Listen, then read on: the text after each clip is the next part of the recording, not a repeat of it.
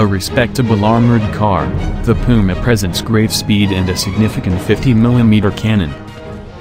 Due to its status as a light tank, and thus having the ability to scout, it should put more emphasis on its speed to put itself in an advantageous position to side targets for allies, with its gun only for emergencies should an enemy vehicle try to get an upper hand of the vehicle.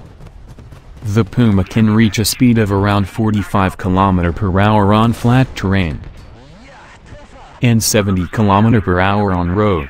Thanks to its transmission, it can drive in reverse with the same speed and maneuverability. Due to its wheel design, it struggles in sand, snow and mud. It is also hard to keep going straight in a line at high speeds. The game does offer some degree of compensation for this via the Activate Cruise Mode control binding under the tank driving subsection.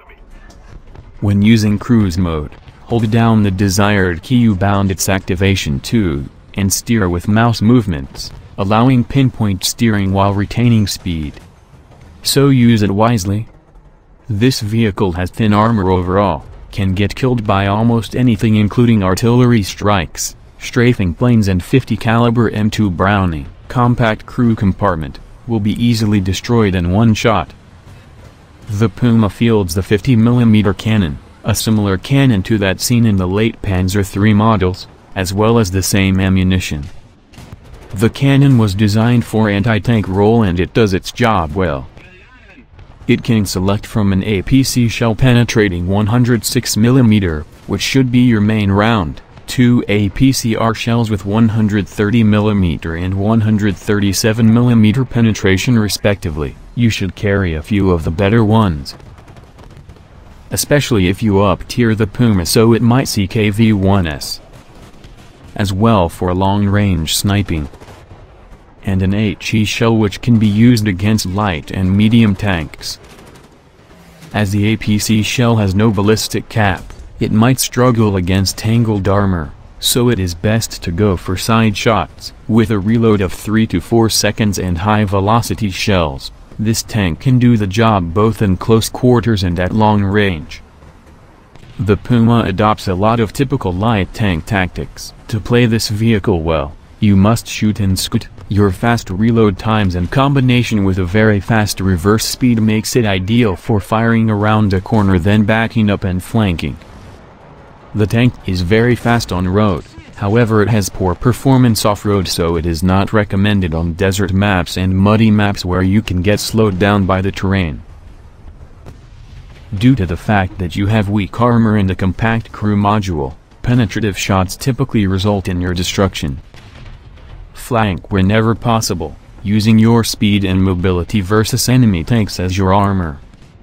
Use the terrain to your advantage, firing over hills and making good use of your gun depression. Side scrape corners and do not hold angles, as you will most likely be destroyed. The tank's speed in combination with its low spawn cost and tank RB as a light tank makes it ideal to spawn in at the start of the game and capture the objective in 2 or 3 point domination. This guarantees you spawn points for a respawn and gives you opportunities to flank the enemy. The real beauty of the Puma is its ability to flank around different parts of the map very quickly. It is extremely maneuverable and can traverse most types of terrain very quickly. Avoid mud. You should take up a covert play style with this vehicle. Even if you see an enemy, you should only fire at the perfect moment, where you are guaranteed a score. This especially applies to T-34 and KV-1s, where hits to the side or rear are far more effective. This being said, the 5cm gun is a great gun.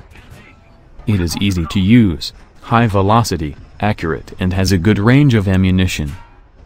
Notable enemies you will meet are the T-34 and M4 Sherman, along with armored tanks like the Churchill 1, Matilda 3, Valentine 4, and the KV-1. These tanks are difficult to penetrate and require advanced knowledge of weak spots, so it is advised to avoid these where possible.